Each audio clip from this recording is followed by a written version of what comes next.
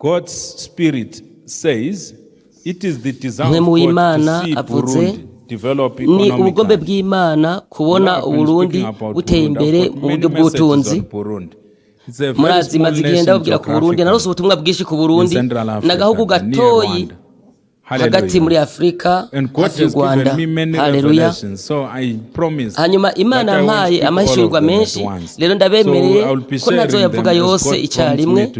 Rero nzoza ndababwira ayo Imana izonyemereye ko ndababwira. Mwe mu Imana avuze ngo ni ubugombe bw'Imana kubona Uburundi butera imbere mu buryo bw'ubutunzi. Kubera iki? Bisigura ko Imana ishishikajwe cyane nuko ibihugu bitera imbere. Reka twumve igituma. Kubera hari umuvyuro mu buryo bw'imwemu Imana yemereye Uburundi kugira ngo yishure amasengesho y'abera baba muri kya gihugu. Hari abera bamaze imyaka myinshi basenga kugira ngo habe umuvyuro mu buryo bw'imwemu.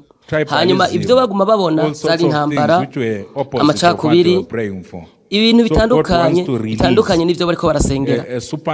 Rero Imana ishaka kurekura ubushobozi bukomeye bw'umuvyuro. Nico gituma Imana ikeneye ko icyo gihugu gitera imbere ubwa mbere.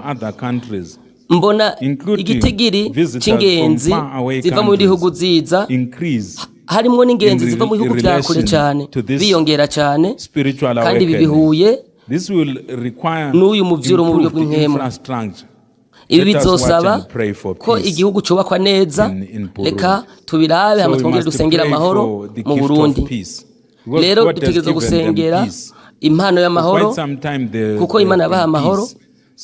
Haize igihe hari amahoro, icyo nicyo kintu dutegerezwa gusengera, tukabasengera kugira ngo bacishimire, kugira ngo baronke ubushobozi bwo kwishimira iki amahoro, kubera ko Imana yabahaye iki umuvyuro muri iryo hanga.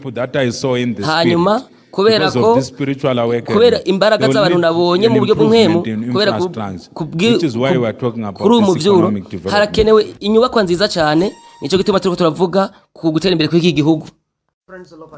Bagenzi muri kw'isi yose, maze iminsi mvuga ku ihanga rya Zimbabwe, abaravye ubwo buhanuzi. Rero naremeye kugaruka kugira ngo mvuge ku Burundi, kubera hari umuriro wariko urajabuka uva ku Burundi uja kuri Zimbabwe. Inyuma yaho nabonye idarapo y'u Burundi, hanyuma mbona umuriro kuri iyo darapo. Hama umuriro mbona ujabutse uva ku idarapo y'u Burundi uja ku idarapo ya Zimbabwe. Nico gituma mvuze ko nzakugaruka, hama ndabivuge ko mvuge ku idarapo y'u Burundi. Hari ibikorwa ngiye gukora, reka rero maze nkora ibi kuko numva ndavyibagira. Rero bimeze uku bagenzi muri kw'isi yose, bimeze uku Barundi, bimeze uku. Reka dusengere ihanga ryacu, ihanga ry'u Burundi, kubera uyu muriro nabonye uri ku idarapo. Niko ndabaza, hanyuma canangura kubona abantu biruka mu ibarabara,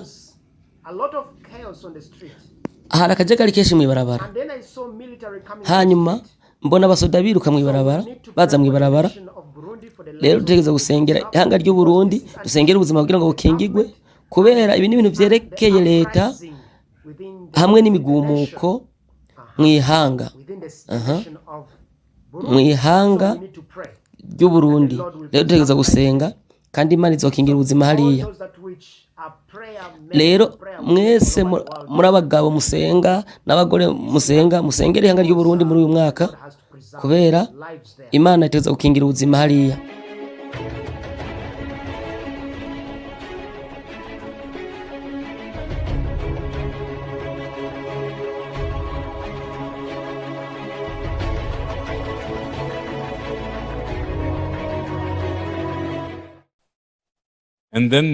Hanyuma ubutumwa bwa nyuma ku Burundi nuko nabonye ibitutu bine, reka ndavyita ibitutu kuko ndazi ivyo ndiko ndavuga.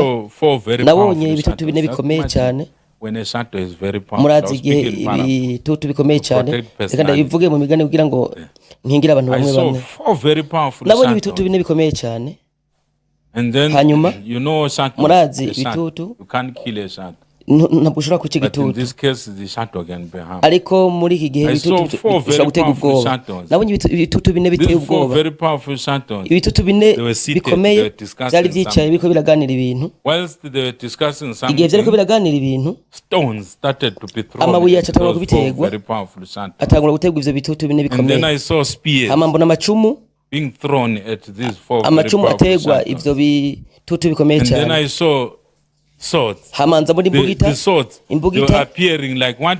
Ziriko ziza Even the spears, nk'ibitutu. the stones, everything was like what? n'amabuye The shadow. yose What does n'amacumu it mean? biza nk'ibitutu ivyo We bisigura must iki pray for unity bisigura of ko dutegereza purpose gusengera ubwiyunge bw'abarundi among leaders in Burundi. hagati y'abatwara Just igihugu mu Burundi reka ngarukirize ngaho